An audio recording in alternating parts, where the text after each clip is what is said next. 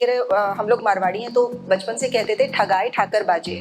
मतलब आप खुद मूर्ख बन जाओ बट लोगों को मूर्ख मत बनाओ। और एक बहुत इंपॉर्टेंट चीज जो मैं हमेशा फॉलो भी करती हूँ और मैं चाहती हूँ कि आप सभी भी फॉलो करें, एक ग्रेटिट्यूड डायरी बनाइए। आप घर पे जिसके साथ रहते हैं, चाहे वो आपके मम्मी पापा हैं, आज आप काम पे आ पा रहे हैं उनके कारण आ पा रहे हैं, क्योंकि वो आपको बैक में सपोर्ट करते हैं, आपके डे टू डे लाइफ में सपोर्ट करते हैं। तो ग्रेटिट्यूड डायरी में डेली लिखिए आप कि आप क्या वजह है कि आप उनसे बहुत खुश हैं। इस ग्रेटिट्यूड प्रैक्टिस से आप अपने रिलेशनशिप को बहुत स्ट्रॉन्ग कर सकते हैं। रिलेशन में मेरे ख्याल से जो सबसे पहला और बड़ा पेन पॉइंट है वो है एक्सपेक्टेशन रखना। तो इस चीज से कैसे बचा जाए? तो मेरे क्लब में मैंने देखा है कि लोग 10th और 12th की बोर्ड की एग्जाम्स में छुट्टी ले लेते हैं, क्योंकि बोलते हैं मेरे बच्चे की एग्जाम्स है। Manisha ma'am, means you mean to say that save your mind at any cost. Yes yes yes. So joyful living, and I am sure everybody of is a joyful soul. लेकिन आज इस चीज को बहुत अंदर से रियलाइज करने के लिए और हमारी लाइफ में जो छोटी छोटी सी पेन्स और एक्सपेक्टेशंस जो आ जाते हैं, तो उसको ठीक करने के लिए we have called a very special guest, Manisha ma'am, and today we are going to learn from her life journey and get inspired to live a joyful life. So thank you so much ma'am for accepting our invitation. And आप सबको मैं बताना चाहती हूँ कि ये personality मेरी गुरु रह चुकी है। So I really full heartedly welcome you. मैं आपकी जर्नी से रिलेटेड कुछ बातें जानना चाहूँगी। आप बचपन से बहुत एम्बिशियस रहे और उसके बाद आपने शादी के बाद, जबकि एक मारवाड़ी लेडी के लिए बड़ा डिफिकल्ट होता है काम में लौट पाना, आपने अपना डिजाइनर स्टोर मुकलावा शुरू किया और आप सक्सेसफुली से रन कर रहे हैं। तो क्या हर्डल्स आए, कैसे आपने इसको शुरू किया, आपने कैसे इस अपने ड्रीम प्रोजेक्ट को शुरू कर पाए आप? मेरी जर्नी की बात करूँ तो मैं born and brought up Ambikapur से हूँ, जो कि एक छोटी सी जगह है। बचपन से बहुत स्कॉलर रही, पढ़ाई में हमेशा टॉपर थी, तो काफ़ी एम्बिशियस रही मैं कि मैं लाइफ में कुछ ना कुछ ज़रूर करूँगी। बट 25 साल हो गए मेरी शादी को। तो उस ज़माने में जब शादी हुई तो एक टिपिकल मारवाड़ी फैमिली में परमिशन नहीं होती किसी लेडीज़ को वर्क मतलब काम करने की। अब तो ज़माना बहुत चेंज हो गया है, तो कन्विंस करने की कोशिश की सास ससुर को, बट परमिशन नहीं मिल पाई। पर ठीक है, शुरू से पापा ने एक कल्चर दिया था हंसते रहना। ये हंसने मुस्कुराने का कल्चर मैंने अपने पेरेंट्स से ही सीखा। पापा बहुत ठहाके लगाकर हंसा करते थे। तो खुश ही रहना था लाइफ में, भले ही काम ना करने मिले, भले ही मुझे अपने मेरी जो इच्छा थी कि मैं अपने आप को एक पर्सनालिटी के रूप में देखूं, वो ना पॉसिबल हो पाए। तो मैंने अपनी फैमिली में मैं इन्वॉल्व हो गई। और लाइफ में मेरी शादी के कुछ 4-5 साल बाद एक पीरियड आया जब मैं एक चक्रधरपुर जैसी छोटी जगह पे मुझे शिफ्ट होना पड़ा। मेरे हस्बैंड का काम था वहाँ, कंस्ट्रक्शन अर्थवर्क का काम है, तो इस वजह से उनका नेटिव प्लेस है वो। वहाँ पर बेसिक एमिनिटीज भी नहीं थी और मैं सॉर्ट ऑफ इतनी खुश रहने वाली बंदी एक थोड़े से डिप्रेशन मोड में आ गई थी कि कैसे ऐसी छोटी जगह पे मैं सरवाइव कर पाऊंगी। यहाँ तो कुछ भी नहीं है, कहीं मैं जा नहीं सकती, किसी से मिल नहीं सकती, कुछ फैसिलिटीज़ नहीं है, इंटरनेट नहीं होता था क्योंकि बहुत ज़्यादा लाइट की प्रॉब्लम थी वहाँ। तो उस समय लेकिन जब बाद में मैं अभी कनेक्ट करती हूँ पास्ट डॉट को, तो मैं सोचती हूँ जिंदगी में जो कुछ होता है अच्छे के लिए होता है। कुछ सालों तक मैं वहाँ रही, उसके बाद मैं रायपुर शिफ्ट हुई, बट मैंने अपना बिजनेस वहीं से शुरू किया। मेरे इन लॉज ने मुझे एट लास्ट ये सोचकर परमिशन दी कि ये बंदी अभी बिल्कुल खाली है और इसको खुश रहना बहुत ज़रूरी है, तो चलो इसको परमिशन दिया जाए। और उस छोटी जगह पर जब मैंने काम किया तो वो कॉन्फिडेंस मेरा इतना काम आया कि रायपुर में आकर मैंने बड़े लेवल पे एक स्टोर डाला और काफ़ी ग्रोथ करती चली गई। तो जब भी लाइफ में आपको कुछ हर्डल्स आए या कुछ ऐसे परेशानियाँ आए, तो आप हमेशा सोचिए कि इसके पीछे ज़रूर कुछ ना कुछ अच्छी बात छुपी हुई है, कुछ ना कुछ तो भगवान ने आपके लिए अच्छा सोचा है। श्री राम जी भी यदि वनवास गए थे, तो बाद में जब हमको पता चला कि रावण का वध होना था, तो उस समय लोगों को लग रहा था इसमें क्या अच्छी बात है। तो जरूर आपकी लाइफ में जब भी कुछ होता है तो कुछ अच्छे के लिए होता है। वहाँ से रायपुर शिफ्ट हुए, रायपुर आए और रायपुर में मैंने अपने स्टोर को डाला और एक बार छोटे रूप में मुकलावा स्टार्ट किया था, फिर मैंने एक बड़ा स्टोर स्टार्ट किया बहुत ही जल्दी। और शुरू से मेरा एक और फंडा रहा है लाइफ में कि डिसीजन आपको लेने चाहिए, अपने लाइफ के डिसीजन लेने चाहिए, बट इमोशनल स्टेट पे आप डिसीजन मत लीजिए। जब भी आपको डिसीजन लेना है तो मॉर्निंग आवर्स में आप लीजिए, जब मेडिटेटिव मोड पे आप फ्रेश होते हैं, बहुत हैप्पी मोड में आप डिसीजन लीजिए और डिसीजन लेकर उसको आप एक्यूरेट कीजिए। मतलब आप उसकी रिस्पॉन्सिबिलिटी लीजिए, फुल रिस्पॉन्सिबिलिटी आपको लेनी है। तो मैंने डिसीजन लिया और बड़े मुकलावा में मैं शिफ्ट हुई। और फिर हमेशा वो यही मेरा है कि डिसीजन लेने के बाद उसकी रिस्पॉन्सिबिलिटी लेनी है। तो उस जिद की वजह से आज मैं अपना ब्रांड इस्टेब्लिश कर पाई हूँ। बहुत ही बढ़िया। डिसीजन लेने पे आप अभी बता रहे थे, तो मेरे ख्याल से हम में से सभी लोगों की लाइफ में एक जो सबसे बड़ा चैलेंज होता है कि हम टाइम पे डिसीजन नहीं ले पाते हैं, और उसके बाद लाइफ अपने आप ही हमारा डिसीजन ले लेती है। कहा भी जाता है कि जब हम कुछ नहीं लेते हैं तो लाइफ अपने आप हमारी डायरेक्शन सेट कर देती है।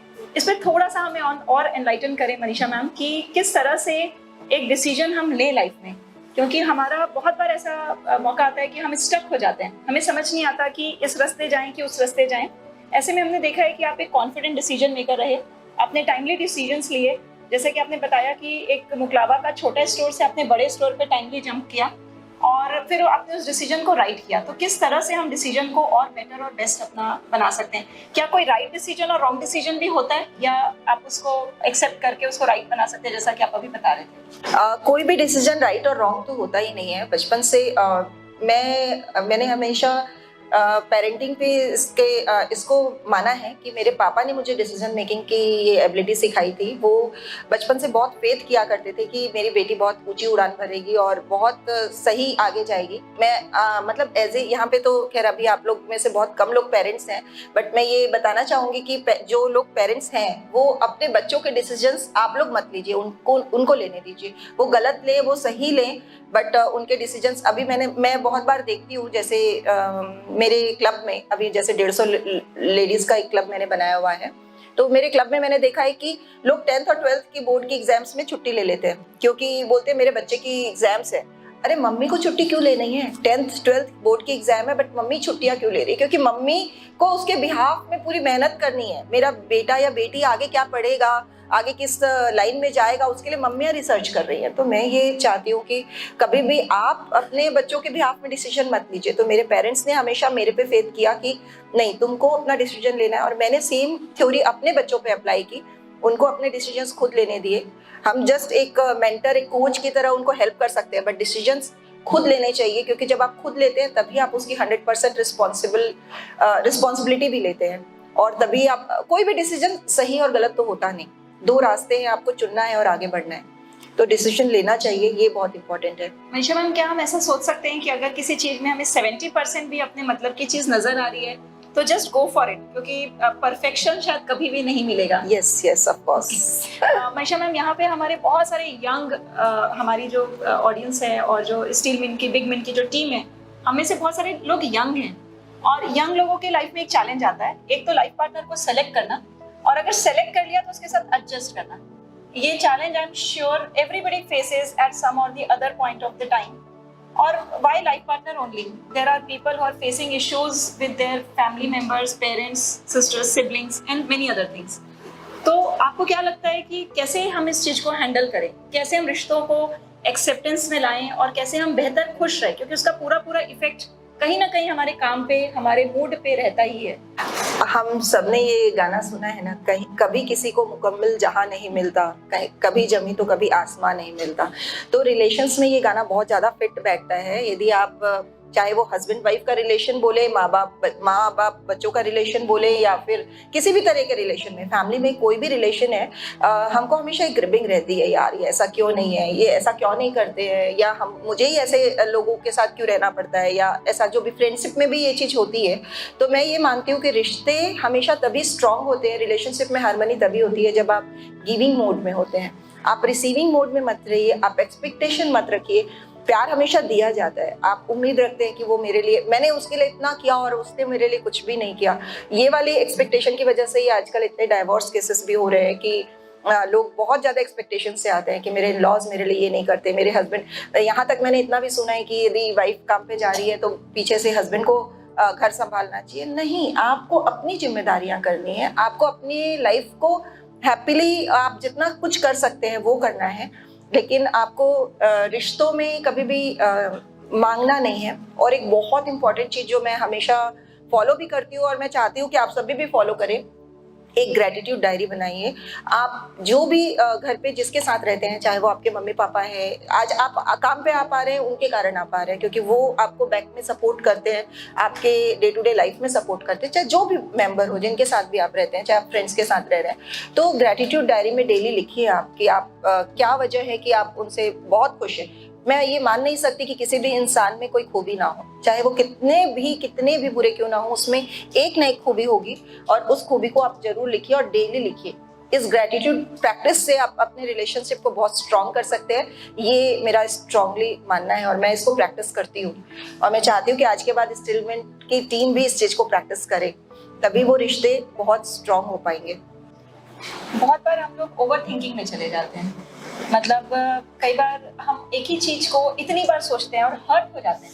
हमें लगता है कि ये चीज ऐसी क्यों बोली गई, मतलब हम इतनी ज्यादा एक्सपेक्टेशन रखते हैं रिलेशन में। मेरे ख्याल से जो सबसे पहला और बड़ा पेन पॉइंट है वो है एक्सपेक्टेशन रखना और हर्ट हो जाना और फिर उस बात को ओवर थिंक करना। तो इस चीज से कैसे बचा जाए? I think most of you can relate to this problem, तो प्लीज आप इसमें भी एनलाइटन करिए। अगेन हैप्पीनेस एकदम सिंपल, मैंने शुरू में ही बताया कि fake it until you make it. आपको कोई भी लाइफ की कोई भी चीज विचलित नहीं करनी चाहिए। आपको अपना एक आज केवल एक की लर्निंग जो मैं शुरुआत से ही बार बार रिपीट भी करूंगी, और मैंने शुरू में भी वो चीज बोला कि आपको अपना जो मेंटल स्टेट है उसको एकदम हाई लेवल पे रखना है। जब आप हाई लेवल पे वाइब्रेट करेंगे अपनी एनर्जी को, तो ही आप लाइफ में जो चाहते हैं वो पा सकेंगे। तो अल्टीमेटली आपको खुश रहना ही है, चाहे लाइफ में कितने भी उतार चढ़ाव आए, चाहे आप कितना भी सामने वाले ने आपको बुरा कह दिया हो, आपके साथ कितना भी खराब हो गया हो, गलत हो गया हो। मैं तो खैर कार्मिक अकाउंट्स को भी मानती हूँ, कार्मिक लॉ को मानती हूँ कि जो भी होता है वो हमारे कर्मों की वजह से होता है, कि हमने पहले कभी कुछ किया है इस वजह से हुआ है। तो वो ठीक है, वो अपना अपना बिलीफ है। कोई कुछ लोग नहीं मानेंगे कि हमारे कर्मों की वजह से ये चीजें हो रही है, लेकिन इतना जरूर हो सकता है कि जो भी हुआ उसको हम laugh and let it go कर सकते हैं, हंस के आगे बढ़ सकते हैं, क्योंकि हमको एक अपना एनर्जी, अपना ऑरा मेंटेन रखना है, पॉजिटिव ऑरा मेंटेन रखना है। Manisha ma'am, means you mean to say that save your mind at any cost. Yes yes yes. तो आप सब लोग सेल्फिश हो जाइए, save your mind at any cost. CPU अपना कूल डाउन रखना है, उसको हीट अप नहीं होने देना है। यस। एंड जैसा कि वो शुरू से बोलती आ रही है, अपनी फ्रीक्वेंसी ऐसी सेट करनी है कि आपकी लाइफ में अच्छी चीजें ही अट्रैक्ट होते जाए, तभी वो पॉसिबल है। जब जैसे कि आज सुबह हमने शुरुआत की है हंसते हुए, तो अगर आप वो वाला फीलिंग और एटीट्यूड रखेंगे तो वही चीजें आपकी लाइफ में ऑटोमेटिकली अट्रैक्ट होती जाएगी। सो मनीषा मैम, एक बहुत बड़ा अचीवमेंट पेरेंट्स के लिए होता है जब उनके बच्चे कुछ अचीव कर जाते हैं, and I am sure every parent has this dream. आज शायद इसीलिए हम सारे पेरेंट्स इतने बुरे कहलाते हैं, क्योंकि हम बच्चों के पीछे पड़े रहते हैं, कुछ तो अचीव कर लो, कहीं तो हमारा नाम रोशन कर दो। बट ये चीज आपने कैसे की कि आपके 2 बेटे हैं, श्रेष्ठ and Harsh, president awardee, plus साथ में आई थिंक नरेंद्र मोदी जी से भी बाल शक्ति का अवार्ड मिला, और मेरे ख्याल से दोनों को मिला। तो कभी कभी लोग ये भी बोलते हैं कोई मैच फिक्सिंग वाली केस थी कि क्या थी, तो आखिर इसका क्या सीक्रेट है और हम कैसे अच्छे पेरेंट बन सकते हैं? इसके लिए मैं कहना चाहूंगी कि अपने बच्चों पे विश्वास कीजिए, have faith on your child, क्योंकि माँ बाप हैं जो अपने बच्चों पे डाउट करते हैं सबसे ज़्यादा। आप लाइफ में देखेंगे कि जब मुझे याद है कि जब मैं अपने पेरेंट्स टीचर मीटिंग में जाया करती थी, या जब मैं अपने रिजल्ट लेने जाया करती थी, मेरे पापा रास्ते से रसगुल्ला का डब्बा खरीदने उतरते थे और लेकर जाते थे। मैं बोलती थी कि पापा क्यों ले रहे हैं, तो वो बोलते थे कि मेरी बेटी टॉप करेगी तो टीचर्स को तो खिलाना ही होगा। मैंने बोला नहीं, रिजल्ट आउट नहीं हुआ है, हो सकता है मैं टॉप ना करूँ, बट पूरे थ्रू आउट माई लाइफ, जब से मैं समझने लायक हुई, क्लास 3rd से लेकर पूरे मेरे कॉलेज और पोस्ट ग्रेजुएशन तक, वो हमेशा रसगुल्ले का डब्बा लेकर ही मेरा रिजल्ट लेने जाते थे। सोचिए कितना प्रेशर रहता होगा मेरे पर कि अब तो मुझे परफॉर्म करना ही है, क्योंकि कितनी बेइज्जती हो जाएगी कि पापा रसगुल्ले का डब्बा लेकर आए और मैं टॉप ना करूँ। तो वो जो मैंने सीखा उस समय, इनडायरेक्टली प्रेशर डालना है। नहीं, मैंने ये देखा कि बहुत फेथ था मेरे पेरेंट्स को, हम चारों बच्चों पे बहुत ज्यादा फेथ था कि ये लोग कुछ कमाल करेंगे, और ये कमाल कर रहे हैं और करेंगे। मतलब हम जितना भी चीटिंग करें, वो एज होती है कि बहुत ज्यादा हम बचते हैं, भागते हैं, लेकिन फिर भी अपने पेरेंट्स का फेथ हम तोड़ नहीं पाते थे, क्योंकि वो एक बांध दिया था उन्होंने। तो सेम फेथ मैंने अपने बच्चों पे दिखाया, कोशिश की दिखाने की। जब वो मैं पेरेंट्स टीचर मीटिंग में जाती थी, मेरा बड़ा बेटा जो कि अभी ग्रीस में है, अपनी कंपनी चला रहा है पॉड के नाम से, बहुत अच्छा बिजनेस कर रहा है, वो सीईओ है अपनी कंपनी का। तो उस बच्चे का यदि मैं बचपन बोलूं, वो पूरा बी को डी लिखता था, पूरा रेड होता था उसकी कॉपी में। और जब मैं जाती थी पेरेंट्स टीचर मीटिंग में, तो टीचर्स बोलती थी देखो उसको कुछ समझाओ। वो बोलता था मुझे कभी भी लिखने की जरूरत नहीं पड़ेगी, मैं टाइपिंग कर लूंगा। बहुत छोटा सा, क्लास 3rd से वो बोलता था मैं उतनी स्पीडली टाइपिंग कर लूंगा। मैं बोलती थी बेटा ऐसे तो नहीं होता है, वो एग्जाम्स में तो तुमको लिखना पड़ेगा। बट जोक अपार्ट मैं ये बताना चाह रही हूँ कि वो जब टीचर उसकी शिकायत किया करती थी, मैं एकदम कॉन्फिडेंटली उनको ये बोलती थी कि मैम आपको कहीं गलतफहमी है, बेटा अच्छा है मेरा और अच्छा ही करेगा। आप आगे की बात करते हैं कि आगे आपके स्कूल में कौन सा फंक्शन है, इसको कहाँ एंकरिंग का पार्ट दिया जाए, कहाँ इसको आप एक्स्ट्रा करिकुलर एक्टिविटी में पार्टिसिपेट कराएंगे। कई बार तो ऐसा भी हुआ कि इसके पापा नाराज होकर वापस चले गए। मतलब मीटिंग से उन्होंने बोला कि इतना कॉन्फिडेंस, ये ओवर कॉन्फिडेंस है। मतलब तुम सोचती हो कि तुम्हारे बच्चे कहाँ करेंगे, लेकिन आज यदि मैं उनसे पूछती हूँ, आज 24 साल 25 साल की एज में वो पहुंच गए, तो वो बोलते हैं कि नहीं मम्मी, वो कॉन्फिडेंस हमको आपने जो दिया था उस समय, हम तो चुपचाप बैठ के ऑब्जर्व करते थे कि टीचर क्या बोल रही है, आप क्या बोल रहे हो।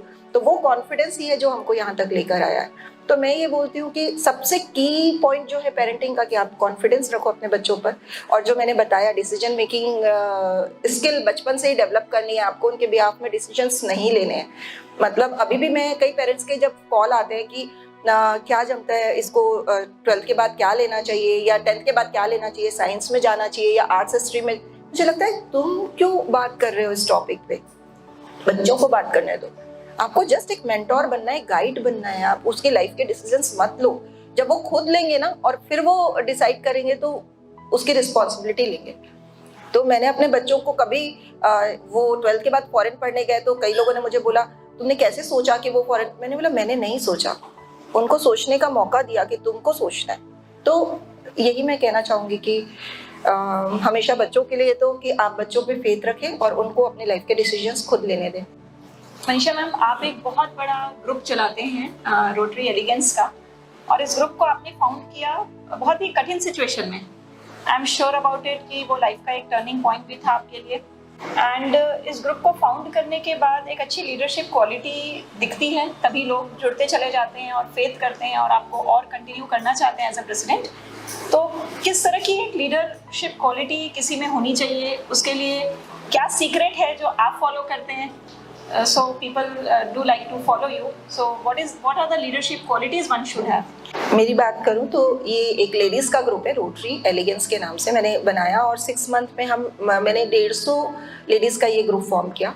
तो इसमें हम काफ़ी सोशल एक्टिविटीज़ भी करते हैं। और मैंने ये देखा कि एज ए लीडर आपको केवल इतना ही करना है कि आप सबको उनकी जो उनका प्रेज है वो सबके सामने कीजिए, पूरे ग्रुप में सबके सामने। यदि आप उनकी तारीफ करते हैं तो लोग आपसे कनेक्ट होते हैं। उनकी जो बुराइयां हैं वो कोने में कमरे में कीजिए, एकदम 1 to 1 कीजिए। जो मैंने एज ए लीडर सीखा, आपको और हम्बल होना पड़ेगा। आप जितने ऊंचे पोस्ट पे जाते जाएंगे, आप कि एक एक बात बहुत मायने रखती है। तो आपको अगेन वही मुस्कुराहट जो मैंने बोला, आपको मुस्कुराते रहना होगा, अदरवाइज लोग बुरा मान जाते हैं कि आपने मतलब आप कितने एटीट्यूड में हैं कि आपने मुझे देखकर मुस्कुराया तक नहीं। तो एज ए लीडर आपको और हम्बल होना पड़ेगा। और लीडर की एक और क्वालिटी होती है कि उसे और लीडर्स डेवलप करने चाहिए। ये भी मैंने महसूस किया है कि जब आप अपने नॉलेज को शेयर करते हैं तो आपका नॉलेज बढ़ता है। कई बार हम बड़े सेल्फिश हो जाते हैं कि अरे यदि हमने अपने जूनियर्स को सिखा दिया तो वो हमसे आगे निकल जाएंगे, जबकि ऐसा नहीं है। ये मैंने देखा है और महसूस किया है कि आप जब अपने लोगों के साथ जितना ज़्यादा शेयर करते हैं अपना नॉलेज, उतना ज़्यादा आप और आगे ही बढ़ते हैं। तो क्लब के फॉर्मेशन में भी ये 2-3 पॉइंट्स से मैंने ध्यान रखे हैं कि आप लोगों को अपने नॉलेज को बांटिए, आप लीडर्स डेवलप कीजिए, आप हम्बल रहिए। और ये तो बहुत कम हुआ, हमको तो और जानना है और तह तक जानना है। बाकी ये वाली जो क्वालिटी आपने कही, ये बहुत इंपॉर्टेंट है कि जब आप तारीफ करते हैं आप पब्लिकली करिए, और जब आपको कोई शॉर्टकमिंग्स या बुराई बतानी है आप 1 to 1 पर्सन में बताइए। ये बहुत इंपॉर्टेंट चीज़ है जो कई बार हम लोग रियलाइज नहीं कर पाते हैं।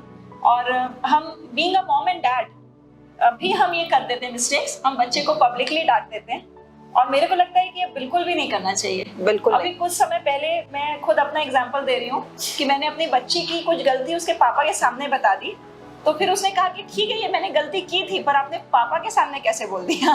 तो आई एम श्योर कि ये जो क्वालिटीज़ हैं, सॉफ्ट स्किल्स हैं, ये लाइफ के हर एरिया में काम आते हैं। और बच्चों को लीडर कैसे बनाए, उनको अपने डिसीजंस खुद लेने दें। एक अच्छा लीडर वो होता है जो दूसरे लीडर को डेवलप करता है और लीडर्स बनाता है। आई एम श्योर हर एक चीज़ आपस में एक दूसरे से कनेक्टेड है। तो आपकी लाइफ में भी कभी ऐसा हुआ होगा मैम कि उतार चढ़ाव आए होंगे, और बाउंस बैक आप कैसे करते हैं फिर उस समय, क्योंकि लाइफ हमेशा वैसी नहीं चलती है जैसा कि आप चाहते हैं। तो ऐसे समय में फिर आप कैसे उस चीज़ को बाउंस बैक करते हैं? What feeling you develop to have a bounce back? Life में तो उतार चढ़ाव आने हैं, वो तो हम सब जानते हैं कि आना ही है, और इनको बाउंस बैक करने के लिए अगेन आपको पॉजिटिव माइंडसेट का होना आपका बहुत ज़रूरी है। एटीट्यूड आपका पॉजिटिव होना चाहिए कि जो कुछ हो रहा है लाइफ में मेरे भले के लिए हो रहा है।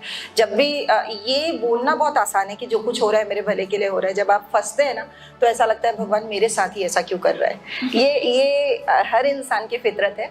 बट मैं बार बार बोलती हूँ कि प्रैक्टिस से ही हम परफेक्शन की ओर जाते हैं। तो यदि हम ये प्रैक्टिस करते हैं कि नहीं मुझे तो सिचुएशंस को बहुत कामली कूलली हैंडल करना है, तो फिर हमको पॉजिटिव एटीट्यूड में ही रहना पड़ता है। और दूसरा, यदि मैं अपने वर्क कल्चर की बात करूं, जैसे ये भी एक मेरी स्ट्रॉन्ग मेरा मानना है कि यदि हम कभी भी किसी चीज़ को एक्स्ट्रा एनर्जी देते हैं तो वो कभी भी वेस्ट नहीं जाती है। जैसे यदि आप सब जॉब में हैं, यदि हम थोड़ा सा भी extra time, extra miles, extra work करते हैं अपने जॉब के लिए, तो वो भले हमें एक मॉनेटरी बेनिफिट के रूप में तुरंत मिले ना मिले, पर जो कुदरत है ना वो उसको हमेशा 10 गुना करके लौटाती है। ये एकदम फॉर श्योर है। आप कभी भी आजमा कर देखिएगा। मैंने अपने लाइफ के एक्सपीरियंस के बेस पे ये बात आपसे कही है कि लाइफ जैसे पॉजिटिव चीज़ों को भी 10 गुना करके देती है, नेगेटिव चीज़ों को भी 10 गुना करके देती है। यदि हम चिड़चिड़ाहट में और हमेशा लो एनर्जी में रहते हैं तो वो भी हमें 10 गुना करके मिलता है। और यदि हम जैसे वर्क लाइफ बैलेंस की बात भी कर रहे थे, तो यदि हम जॉब में हैं और हम एक्स्ट्रा माइल्स करते हैं, कुछ ज़्यादा एफर्ट करते हैं अपने ड्यूटी के अलावा, तो वो हमारी ही पर्सनालिटी को ग्रूम करता है। वो हमको ही लाइफ किसी ना किसी रूप में बहुत पॉजिटिव तरीके से लौटा कर देती है। और सेम चीज़ मैं अपने बिजनेस में भी फॉलो करती हूँ। जैसे बिजनेस में हमेशा पापा ने मुझे एक ही चीज़ सिखाया था कि जेन्युइन रहो। दादाजी वगैरह, हम लोग मारवाड़ी हैं तो बचपन से कहते थे ठगाए ठाकर बाजे। मतलब यदि आप ठगाते हैं तो ही आप ठाकुर बनते हैं। मतलब आप खुद मूर्ख बन जाओ बट लोगों को मूर्ख मत बनाओ। तो एक जेन्युइनिटी चाहिए लाइफ में, एक इंटेग्रिटी चाहिए लाइफ में, तभी आप, चाहे वो जॉब है चाहे वो बिजनेस है, उसमें आप आगे बढ़ते हैं। और जैसे इंटेग्रिटी की मैं बात करूँ तो छोटी छोटी चीज़ें हैं जो हमको फॉलो करनी चाहिए। ऐसा मैं मानती हूँ कि हम अपने बच्चों को ही कह देते हैं कि ठीक है मैं 2 मिनट में आ रही हूँ, या अपने फ्रेंड्स को कहते हैं कि हम कॉल बैक करते हैं 5 मिनट में, और हम करते नहीं हैं। मतलब बहुत छोटी सी चीज़ है इंटेग्रिटी के लिए, बहुत छोटी चीज़ है। बट यदि हम ठान लें कि हम अपने वर्ड्स पे रहेंगे, जो हम बोलते हैं हम उसको करते ही हैं। बहुत पहले से सुनते आ रहे हैं ना, रघुकुल रीति सदा चली आए प्राण जाए पर वचन न जाए, पर हम अपने वर्ड्स पे कायम नहीं रह पाते। तो मेरा एक थोड़ा रहा है लाइफ का मोटो कि मैं अपने वर्ड्स पे कायम रहने की पूरी कोशिश करती हूँ। या तो मैं कमिट नहीं करती, नो बोल देती हूँ, पर यदि मैं कमिट करती हूँ तो कोशिश करती हूँ कि उसको पूरा 100%। I think this will be my take home message, because I always tell my kids मैं आ रही हूँ और मैं कभी नहीं पहुँचती टाइम पे। तो आई थिंक ये चीज़ है जो हम मिस कर जाते हैं। और कभी कभी ऐसा होता है कि हम उनको कमिट करते हैं बट डिफिकल्टी होती है उस कमिटमेंट को फुलफिल कर पाना। तो शायद हम उन्हें बता दें कि देखो हम कोशिश पूरी करेंगे तुमको यहाँ ले जाने की, लेकिन अगर टाइम पे सॉरी मांग सकते हैं, कोई कुछ और काम आ जाए तो उसके लिए भी आप प्रिपेयर्ड रहना। सो मैम, जॉयफुल लिविंग पे हमारा ये पूरा सेशन है, तो कुछ ऐसा एक फाइनल मैसेज आपका कि एक्चुअली एक जॉयफुल लिविंग को हम किस तरह से 100% जी सकते हैं, क्योंकि जिस दिन से हम पैदा हुए उस दिन से हमारा मरने का टाइम तो डिसाइडेड है। तो हमारी लाइफ के जो क्षण है वो जाते जा रहे हैं, और लाइफ को अगर हम ऐसे ही निकाल देंगे तो बहुत अखरेगा। तो हर एक क्षण हमारे लिए जॉयफुल रहे, ब्लिसफुल रहे, उसको हम कैसे इंश्योर कर सकते हैं? सुना है आप लोगों ने, बहुत कॉमन एक कहावत रही है कि पहला सुख निरोगी काया, दूसरा सुख घर में माया, और तीसरा सुख रिश्तों में छाया। तो मैं ये बोलना चाहूँगी कि पहला सुख निरोगी काया। आजकल जितनी भी बीमारियां हो रही हैं सब साइकोसोमेटिक है। हम अच्छी तरह जानते हैं कि हमारा मेंटल हेल्थ ही हमारे फिजिकल हेल्थ को अफेक्ट करता है, और हमारा मेंटल हेल्थ से ही हमारा ऑरा पुअर हो जाता है, जिसकी वजह से ही हमको सब बीमारियां होती हैं। तो अगेन जो मैंने शुरू में बोला, हंसिए, मुस्कुराइए और हमेशा खुश रहिए, ताकि आप पहला सुख भोग सके, निरोगी काया वाला सुख भोग सके। दूसरा, घर में माया, जो कि हमने बात की कि अपने वर्क प्लेस पे हमको अपना इंटीग्रिटी कैसे मेंटेन रखना है, एक्स्ट्रा माइल्स कैसे चलना है, जो मैंने बताया। तो तब पैसा तो खुद ब खुद अपने पास आ जाएगा यदि हम अपने वर्ड्स पे कायम रहते हैं और अपने जो परफॉर्मेंस पे हम पूरा 100% देते हैं। और तीसरा सुख रिश्तों में हार्मनी, जो मैंने बताया आप लोगों को कि रिश्तों में आप ग्रैटिट्यूड, आप सब प्रॉमिस करके जा रहे हैं ना, आज से सब एक ग्रैटिट्यूड डायरी लिखेंगे और डेली आप अपने जो आसपास की चीज़ें हैं ना, जो भी आपसे रिलेटेड लोग हैं उनके लिए ग्रैटिट्यूड लिखेंगे। 1 लाइन लिखिए, 5 लाइन लिखिए, लेकिन डेली लिखिए। डेली आप बोलेंगे मिरेकल कर सकती है ये लाइन्स, तो रिश्तों में हार्मनी तभी आ पाएगी। और एट द एंड हंसते रहिए, मुस्कुराते रहिए। Thank you so much Manisha ma'am. ये टॉपिक हम सबके दिल के बहुत पास है और कहीं ना कहीं छोटी छोटी बातों को लेकर हमारे मन में काफ़ी सारी तकलीफें रहती हैं, जो कहीं ना कहीं हमारे वर्क और काम को हैम्पर करती है, हमें अपने गोल से दूर करती है। और मैंने तो कई बार ऐसा देखा है कि कई बार ये मन के अंदर इतनी घर कर जाती है फीलिंग्स कि हमारी परफॉर्मेंस सब जगह अफेक्ट होती है और हर जगह से फिर हमारी जो चीज़ें हैं वो डिप होने लगती हैं। तो डेफिनेटली जैसा कि आपने कहा कि हेल्थ को सबसे पहले हमें ध्यान रखना है, क्योंकि हेल्थ से एनर्जी लेवल बनता है। आई स्ट्रांगली बिलीव कि आपकी हेल्थ आपके एनर्जी लेवल को बनाती है। आप जैसा खाते हैं उससे आपकी एनर्जी लेवल डेवलप होती है। सेकेंडली आपका माइंडसेट 100% रोल प्ले करता है। और थर्ड आपकी इंटीग्रिटी, जो आपने कही। Thank you so much. मैं मेरे बचपन की एक छोटी सी घटना सबको बताना चाहूँगी। She is my elder sister, real sister, Elder sister. तो वो बहुत अच्छी पब्लिक स्पीकर हैं। तो मैं बचपन में देखती थी कि इनमें और मेरे में बहुत फ़र्क है, मतलब 6-7 साल का फ़र्क है। तो when I was in class 6, she was in class 12, that scene I remember कि माइक पे अनाउंस होता था कि rangoli competition first prize Manisha Agarwal, फिर mehndi competition first prize Manisha Agarwal, भाषण फर्स्ट प्राइज मनीषा अग्रवाल। तो वो लाइन से सारे प्राइज देते थे। लास्ट में अनाउंस होता था best allrounder student Manisha Agarwal. तो मैं इसे देखती रहती थी, तो मुझे लगता था काश कभी मेरे को ऐसा मैजिक से हो जाए कि मैं भी कुछ बोल पाऊँ स्टेज पे। तब I was a very fearful personality. मैं कभी सामने नहीं आती थी, स्टेज पे तो बोलना मैंने कभी सोचा भी नहीं था कि मैं बोल पाऊंगी। तो एक बार गांधी जी पे भाषण बोलना था। मनीषा जी ने मुझे काफ़ी लिख के प्रैक्टिस कराई और काफ़ी रटवाया, काफ़ी रटवाया। एक बड़े बहन का आतंक होता है। मैं जब स्टेज पे गई, सबसे ज़्यादा डर मेरे को इनसे लगा। ये सामने बैठी हुई थी और मैं पूरा भाषण भूल गई और मैंने बोला गांधी जी, गांधी जी, और फिर मैं बोली सॉरी और मैं आ गई और बहुत रोई। तो दीदी का इतनी अच्छी लाइन लिखी थी मैंने, तूने उस भाषण को पढ़ा नहीं, खोल के पढ़ते थे, तेरे हाथ में पेपर भी था। लेकिन मैं इतनी घबरा गई थी, मैं ये भी भूल गई मेरे हाथ में पेपर है, मैंने उसको भी नहीं पढ़ा। वो दिन था और उसके बाद मतलब मैंने ठान लिया कि अब तो करके दिखाना है, अब तो इज्जत पे बात आ गई है। शिल्पी की इस बात पे मैं एक और चीज़ ऐड करना चाहूँगी कि ठीक है, जब आप बच्चे होते हैं तो आपको बहुत सारी एक्टिविटीज़ में एक्सपोज होना चाहिए, क्योंकि केवल एकेडमिक एक ऐसी चीज़ नहीं है कि जो हमको लाइफ में गोल अचीव करवाएगी। तो हम जब डिफरेंट वेरियस एक्टिविटीज़ में इन्वॉल्व होते हैं तो हमको पता चलता है कि हम किस चीज़ को लेके पैशनेट हैं और हम आगे बढ़ पाएंगे लाइफ में, आगे हमको करना क्या है। तो वो वहाँ तक तो ठीक है, बट लाइफ में जब आप बड़े हो जाते हो उसके बाद तो आपको केवल एक वन थिंग पे ही फोकस करना चाहिए। मतलब वहाँ मैं नहीं मानती कि जैक ऑफ ऑल, मतलब मास्टर ऑफ नन वाली सिचुएशन हो जाएगी। तो आपको एक ही चीज में मास्टर करना चाहिए और इस चीज को जरूर प्रैक्टिस करना चाहिए। कहीं ये हम उससे ना ले लें कि हाँ हमको सारे ही कॉम्पिटिशंस में जीतना है और सब जगह आगे रहना है, वो लर्निंग ना ले लें। इसलिए मैं इसको क्रॉस कर रही हूँ कि बचपन के लिए ये बहुत जरूरी है। हर छोटे बच्चे को मैक्सिमम चीज़ों में एक्सपोज करना चाहिए, ताकि वो उसका कॉन्फिडेंस लेवल बहुत हाई हो जाता है। जब वो छोटी छोटी चीज़ों में जीतते हैं ना, तो वो कॉन्फिडेंस फिर उसको लाइफ में काम आता है। बट जैसे जैसे आप मैच्योर होते हैं, आपको वन थिंग पे फोकस करना चाहिए। मनीषा मैम, चूंकि आप स्टाइल आइकॉन और स्टाइल कंसल्टेंट हैं, तो क्या आप स्टील विन को, बिग विन को, हमारी पूरी टीम को एक टिप दे पाएंगे जो हमें कॉन्फिडेंट बना सके, मोर कॉन्फिडेंट बना सके? अगेन स्माइल एंड स्माइल, क्योंकि वही है जो आपकी पर्सनालिटी को सबके सामने एक बहुत ही अच्छा रूप दे पाती है। क्योंकि आप कितने भी वेल ड्रेस्ड हो जाए, बट यदि आपके चेहरे पर स्माइल नहीं है तो आप कभी भी अट्रैक्ट नहीं कर पाएंगे लोगों को। तो मुस्कुराते रहिए, हमेशा मुस्कुराते रहिए। Correct. Thank you so much.